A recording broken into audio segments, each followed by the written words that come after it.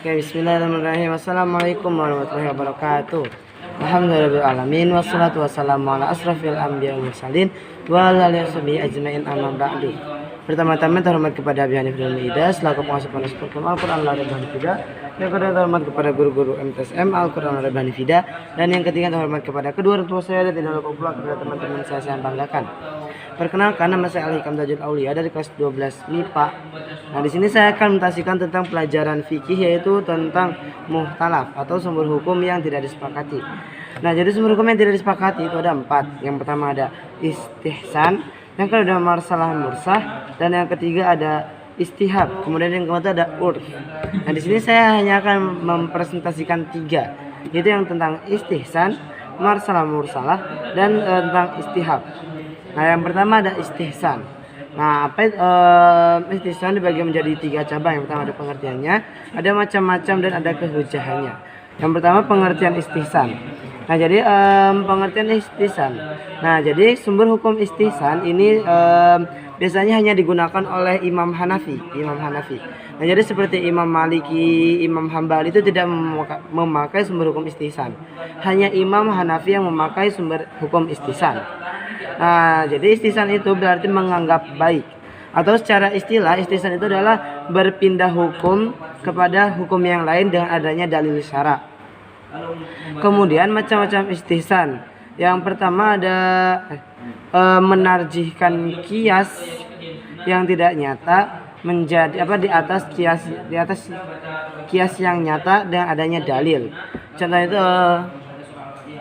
kemudian ada kehujahannya. Nah, jadi kehujahannya itu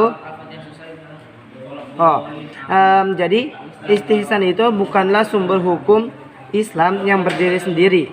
Nah, tetapi istihsan itu sumber hukum Islam yang didasari dengan kias khafi, kemudian dilanjuti dengan kias jali. Nah, biasanya sumber hukum istihsan ini dipakai oleh para fuqaha, segolongan dari kumpulan Imam Hanafi. Nah, jadi hanya Imam Hanafi yang memakai sumber hukum ini. Jadi kalau Imam Maliki, Imam Hambali itu tidak memakai sumber hukum istihsan, hanya Imam Hanafi saja. Kemudian yang kedua ada marsalah mursah. Nah, jadi marsalah mursah itu adalah menurut bahasa artinya adalah kebaikan yang tidak disinggung syara' untuk melakukannya atau meninggalkannya. Nah, jadi baik melakukannya atau meninggalkannya itu tidak disinggung oleh syara'.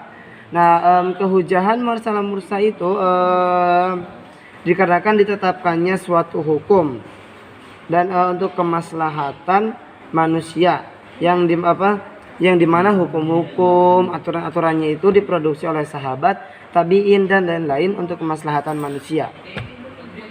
Nah, kemudian lanjut ada syarat-syarat menggunakan sumber hukum marsalah. Nah, yang pertama itu adalah tidak bertentangan dengan dasar-dasar sumber agama Islam. Kemudian yang kedua masalahnya itu adalah masalah umum, bukan masalah khusus. Jadi seperti kita masalah pribadi kemudian menggunakan hukum marsalah itu tidak diperbolehkan. Hanya diperbolehkan menggunakan masalah hukum. Nah, kemudian hukumnya itu untuk kebaikan yang hakiki. Nah, jadi emang pokoknya untuk kebaikan yang hakiki. Kemudian yang ketiga ada istihab.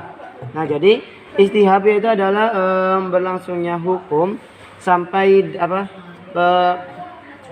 berlangsungnya hukum yang lalu sampai adanya dalil berikutnya. Jadi semisalnya itu hukum melakukan pembunuhan. Nah, jadi hukum melakukan pembunuhan yang pertama itu misalnya itu kayak di hukum mati. Kemudian hukuman itu akan berlanjut terus sampai adanya dalil berikutnya. Contoh itu seperti dalil berikutnya itu adalah hanya hukuman dipotong tangan. Nah, jadi selama jarak antara hukuman mati sampai hukuman dipotong tangan, maka itu masih menggunakan hukuman mati tadi, berlangsungnya hukum. Nah, kemudian macam-macam istihab itu ada 2. Yang pertama ada istihab akl dan ada istihab syara'. Oke, sekian dari saya. Kurang lebihnya mohon maaf. Wabillahi taufiq wal hidayah. Wassalamualaikum warahmatullahi wabarakatuh.